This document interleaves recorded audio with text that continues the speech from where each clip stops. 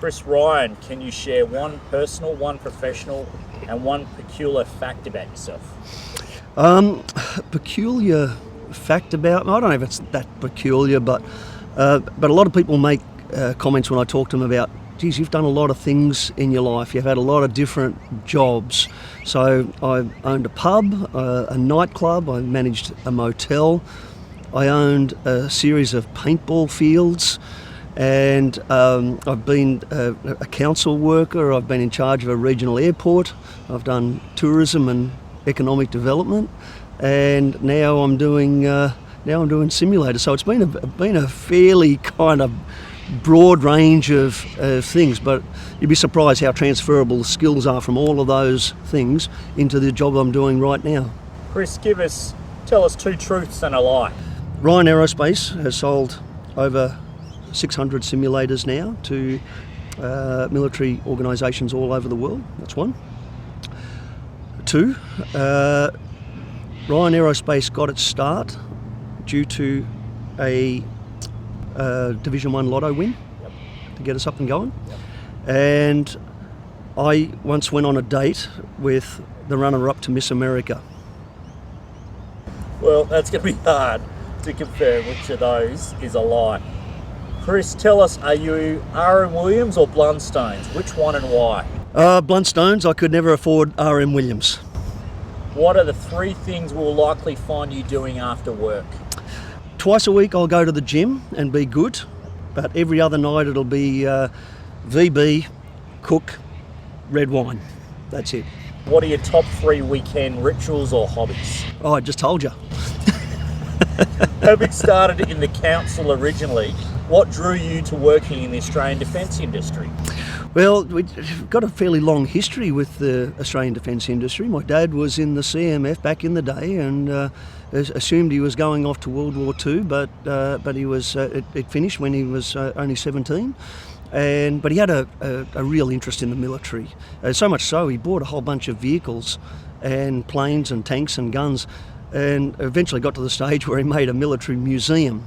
So I was really keen on all of that, and he was also a pilot and owned an aeroplane, so that was where the love of aviation came in. And then, of course, joining the Army Reserves in an infantry corps, it kind of gave me the insight as to what defence looked like and what defence industry looked like. But when I got into the industry, it was almost by accident. I was trying to find a better way to train myself to fly a helicopter, so that when I went out I could actually fly the thing, not fumble around like I did on my first lesson. So that's how I got into it. Chris, tell us a bit more about Ryan Aerospace and just moving on from that initial story, how you set it up, and then tell us what does Ryan Aerospace actually do?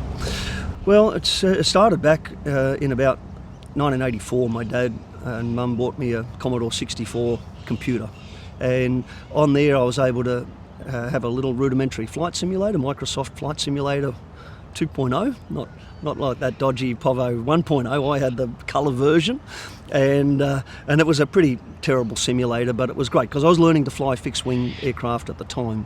It wasn't until about 2000 I decided to do a helicopter lesson and see what that was like. And when I found it was hard to fly a helicopter, when we got on the ground, I said to the instructor, "Is there a simulator that I can train on and learn the motor skills that I'm lacking?" And he said, "I don't think there is. Someone should invent that."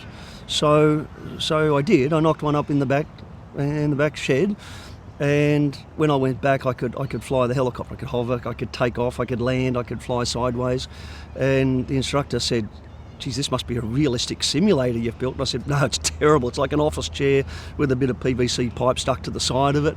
And he said, "Why don't you make a commercial version?" So I did. And my first customer was the Royal Air Force in England. And they said, "We've been looking for something like this, but there's just nothing like it on the market." And so much so I went over there to do the installation in 2006. And while I was there, they even let me fly one of the helicopters. I'm hovering the helicopter there at one stage, and he goes, "Oh, you're doing really well. How many helicopter hours do you have?" And I said, "About 3.5. And he went, "Oh yeah, 3,500. And I went, "No, just 3.5. And he went, "Oh Jesus," he's grabbed the controls. So I thought you were like an instructor or army or something, whatever. And I said, No, I'm just a council worker. So And tell us about Ryan Aerospace today, from that auspicious have a go, Aussie crack, have a crack at it.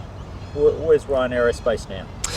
Well, it was a long time building. It's been over 20 years, and selling 1 or 2 or 3 simulators a year, and just enough to fund the next overseas junket, because I hit the trade show circuit, attended a lot of the defence trade shows overseas, and started getting a little bit of interest. And it wasn't until about 2018 the US Army showed some interest, and they ended up buying about 40 simulators off me, and that was the big kickstart.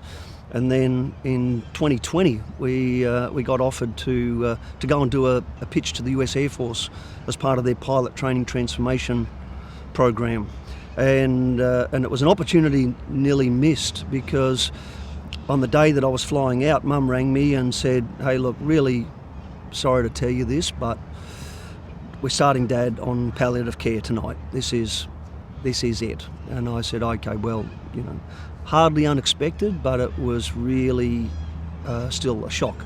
I said, "Okay, well, let me get my head around that. I'll cancel my flights and I'll be in Dubbo tomorrow." And she said, "No, we've all talked about it as a family. You need to go. You need to go to this pitch, because that's what Dad would have wanted." Besides that, my sister, who is a marketing manager for Tennis Australia, she travels all over the world. She's always away somewhere, and so am I, but we're never in the same place at the same time. But she had left for the US that morning, not only the US, Boston, which is where we were going.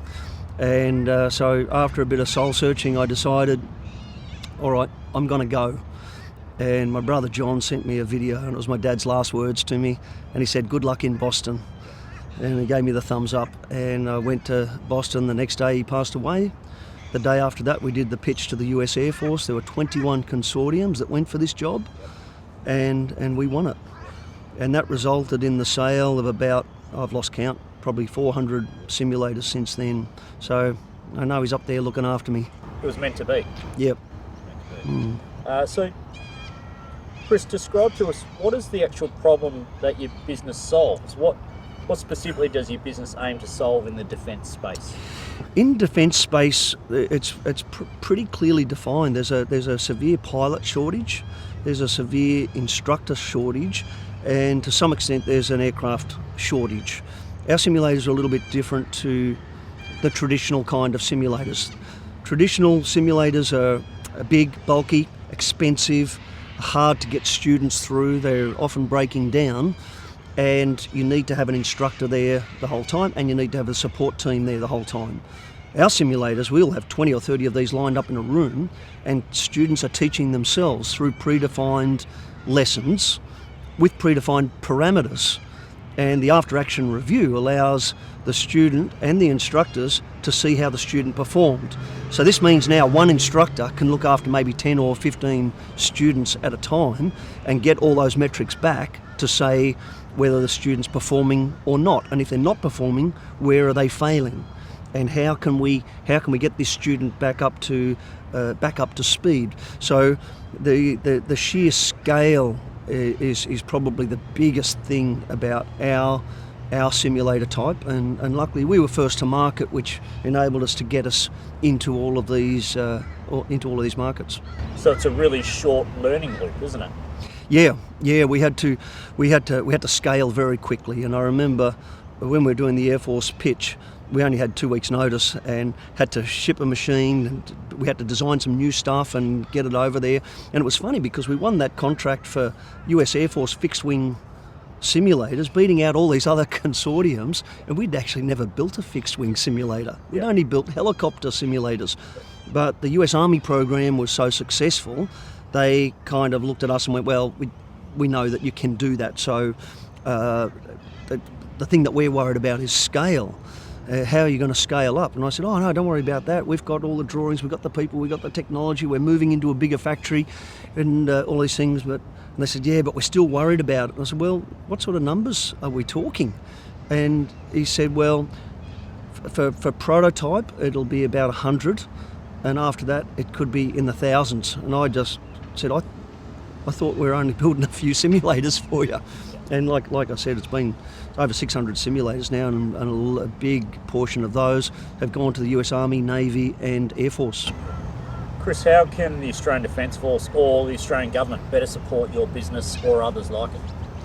The Australian Defence is kind of a funny one for me, and that's because that's where I started out, trying to sell to defence, and I just couldn't get it over the line. It was just, everything took so long, and it was just a really difficult process. And not only that, the market is quite small in Australia, so that's why I started hitting the trade show circuit overseas and going for those bigger contracts. But I still hope that we will sell to the Australian Defence Force. We've got about 20 or so simulators with Army and Navy in recruiting and STEM activities, and we've got a few sims at Oki for Apache testing. But you know, I'm an Aussie. I want to sell to the Australian Defence Force, and luckily, with the support of the Australian Defence and the Australian Government, it's helped us scale and it's helped us export, which has increased our capability. So now we are in a much better place than we were 15 years ago, and we've got the capacity now to be able to deliver products that are going to help the warfighter, and that's sort of the number one thing on our mind at the moment. Chris, who in the Australian Defence Force or the Australian defence industry has inspired you most, and why? There was I was doing a trade show. It was Avalon Air Show down in Melbourne about 2007 or 2008 or something like that, and there was a guy selling flight helmets next to me, and he said to me at the end of the show, how did you go? And I said, I was a bit disappointed. And he said, disappointed? Why were you disappointed? You had 50 people lined up to have a go of your simulator, and the whole time you had the busiest stand on the floor. And I said, yeah, but I didn't make a sale. And he said, yeah, all right. Well, let me tell you something about trade shows, and I know a thing or two about them because I've been doing them for 30 years. You don't sell at trade shows. You sell as a result of the relationships that you build up over a long period of time at trade shows in Australia and overseas. And it was just one of those penny drop moments for me. It was like this complete stranger giving me permission to do something that I always wanted to do but never got around to it, was to work overseas. It was just a passion that I had. I loved to travel, but I didn't get to travel so much. I'm off to London in a couple of weeks. It'll be my 77th overseas trade show. And it does take time. It takes time and it takes money. I hate to think how much money I've spent on trade shows over the years, but that's where it's come from. So it's one of those little things that someone said that's made a big impact. Name 3 defence capabilities you've heard about that you'd love to see Australia acquire. If money wasn't an object, I'd like to see aircraft carrier capability, and then you've got and I hate to say it, but unmanned. You've got the Loyal Wingman, Ghost Bat. There's a great opportunity there. If I was a younger man and starting out in this industry, I'd be all over the drones, and that is going to be such a huge growth area, and that's a capability, and we've seen it in the most horrifying way over the last few years, just how important unmanned and drones are going to be to the defence. Chris, I don't want to offend you here, but is it true that defence industry folks have no sense of humour? Defence industry folks have no sense of humour. No, that's completely not true. I can tell you, with my experience in the defence industry and a little bit of experience in defence, that they do have a sense of humour. It's just not a very good one. What's one of the toughest professional decisions you've ever had to make? A couple of years ago, I was approached by a prime contractor, and they wanted to buy a bunch of simulators off us, but it conflicted a little bit with another customer that I had.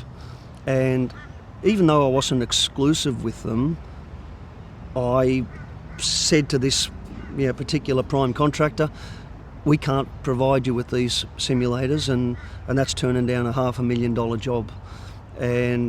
But our corporate values are it's all about ethics, moral compass, facing north all the time. And as it turned out, we ended up getting that contract about a year later, and it went through the process, and it came through our other trusted partners over there. Chris, second last question. If you're a defence capability, which one would you be and why? Which defence capability would I be? It's got to be the Apache. Yeah, it's such a beautiful / ugly, mean-looking machine. And I just love it, and I'm so happy that Australia's getting them. It's it's been my favourite aircraft for a long time. I'd love the opportunity to get in one. I know quite a few Apache pilots, and I love hearing their stories about it. And yeah, that's what I'd be. Last question, Chris. If you could spend a day inside any defence capability with any global defence force, which would it be, and what would you want to learn? I've already spent quite a few days on base with the US Air Force, and being a Top Gun fan back in the day, and still, it was really interesting to see how many similarities between Top Gun and what it's really like over there, and I just love being on base. And in 2018, I drove through the gates of Fort Rucker in Alabama, and I just thought, this is the dream. This is where I need to be. This is where they train up to 1,300 helicopter pilots a year. It's the biggest training facility in the world, and I've been there 3 or 4 times, and every time I go there, I just love it. Chris Ryan from Ryan Aerospace, thank you for your time. Thanks, mate.